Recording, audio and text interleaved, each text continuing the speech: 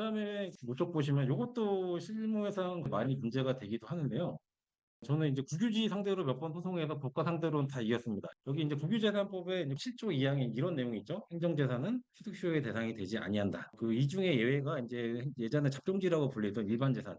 일반 재산은 사유재산하고 똑같이 봐가지고 점유취득시효를 인정해주고 있고요.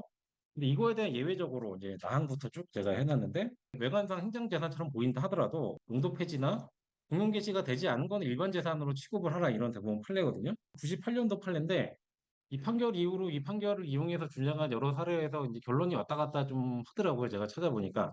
1심에서도 마찬가지로 대법원 판례도 좀 왔다 갔다 하는 게 있었고, 그래서 궁금해가지고 그 대법원 판례에서 문제됐던 이제 제가 토지 지목들을 그 주소를 다 찾아봤어요. 찾는 방법은 사실 일반적으로 노출이 안 되는데 법원 도서관 하면 다 보이거든요. 그 데이터를 이제 뽑아봤는데 일단 외관상 큰 차이는 없어요. 근데 결정적인 차이가 뭐냐면은 공용 게시 행위. 이게 대법원 판례에서 이제 언급하고 있듯이 공용 폐지, 공용 폐지는 묵시적으로도 가능하고 6쪽에 인용한 대법원 판례 이것도 중요한데 행정 재산으로 이제 보인다 하더라도 행정처분 공공용 사용을 결정한 경우 그렇다 하더라도 공용 게시가 없으면 행정 재산으로 볼 수 없다. 이제 이런 대법원 판례가 있고 이게 대법원 판례 내용을 보면 이제 밑줄을 쳐놨듯이 지목이 도로이고 도로의 형태를 실제로 갖추고 있고 국유대장에 올라가 있더라도 그것만으로는 행정재산으로 볼 수가 없고 이렇게 명백한 공용 게시 행위 도로라면 도로 지정고 결정고시 이런 것까지 있어야지 공용 게시가 있었다가 볼 것이고 하급식 판례 중에 제가 지금 판례본을 못 찾아서 인용 못했는데 우리나라가 등기제도가 들어온 게 1912년도 일제시대 토지조사부터 시작됐고 그때 이제 사대문 안쪽 이제 조선 총독부가 있어가지고 그 총독부에서 관리가 있었는데 판례들을 보면 뭐 조선 시가지 계획령인가 이런 게 튀어나온 경우가 있습니다. 이런 걸 공용 게시 행위로 봐가지고 서울 시내 같은 경우는 이제 그 행정재산으로 봐서 기각된 사례들도 있더라고요. 그거는 이제 법무관들이 기가 막히게 찾아낸 것 같아요, 자료를. 그런 경우가 있고 쪽 나항 대전지방법원 천안지방법원 판결을 이제 인용했는데 그 판결 같은 경우도 요 가항의 법리를 인정해가지고 공규지였고 지목이 도로였는데 취득시효를 인정한 사례입니다. 이걸 제가 왜 인용했냐면 제가 받은 거예요.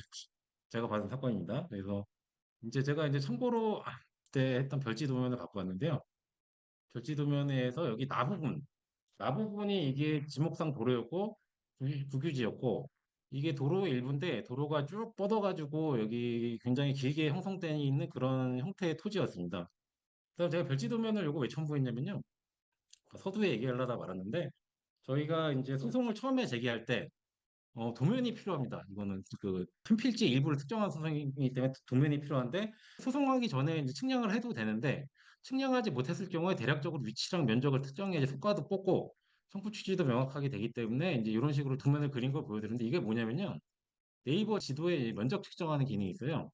이걸 가지고 방점을 찍어가지고 이렇게 짝짝 연결하면은 면적이 딱 뜹니다. 정확한 건 아니에요, 이것도. 이 정도 나오기 때문에 이걸 가지고 숫과를 계산해가지고 출장을 접수하고 나중에 이제 측량 신청할 때도 이렇게 그 가도면 같은 걸 그려줘야지 이제 측량하시는 분이 좀 편하게 할 수가 있어요. 네이버 지도 이용해서 이제 방점을 찍어서 쭉 이제 면적까지 뽑아놓고 그다음에 뭐 1, 2, 3, 4, 5, 6 숫자를 붙여가지고 별지도면 만든 사례를 보여드렸고 그다음에 아까 이제 그 국유지로 넘어가서 그 말씀드린 대로 나부분이 이렇게 지금 국유지였는데 소유자가 상속받은 토지였고요. 저한테 사건을 맡기기 전까지 강원대 국유지 도로가 있는 걸 모르셨어요, 이분들은.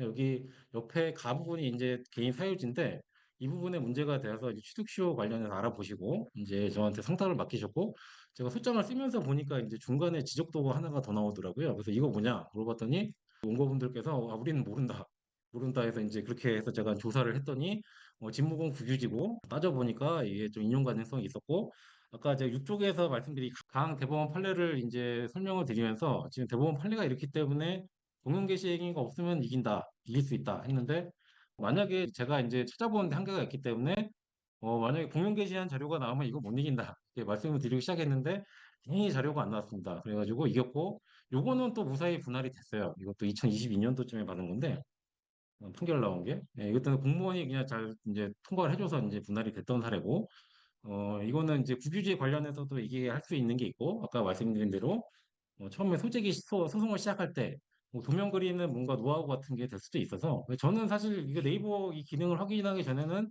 지적도를 출력해서 이제 자대고 그렸어요. 자대고 그려도 됩니다. 사실 어차피 그게 판결에 그대로 쓰일 거가 아니라서, 자대고 그려서 그려도 되는데 문제가 이제 면적을 뽑을 방법이 없는 거예요. 제가 예전에 처음에 이런 소송 많이 할 때는 그냥 그 인사수 인지 규칙에 그거에서 5천만 원 적었습니다. 왜냐면 속가를 산정할 수 없는 재산상 청구의 소에 속가는 5천만 원을 하잖아요. 그 나중에 이제 소송비용 청구를 많이 할 수 있어서 5천만 원 적어서 했는데 한 10건 중에 9건 중은 보정이 내려옵니다. 이거 제대로 하라고. 그래서 결과적으로 다시 이렇게 이제 면적을 해서 이제 속가를 다 보정하게 되고 이렇게 문제가 되는 토지 서울 같은 경우는 좀 이제 땅값이 높다 보니까 좀 다를 수 있는데 지방 같은 경우는 이제 공시지가나 이런 게 얼마 안 되기 때문에 속가가 정말 적습니다. 속가 한 1,000만 원 넘는 경우도 좀 드물죠. 예, 그래서 소송비용 같은 부분 좀 잘 설명을 좀 할 부분이 있는데 이거 참고 삼아 같이 말씀드렸고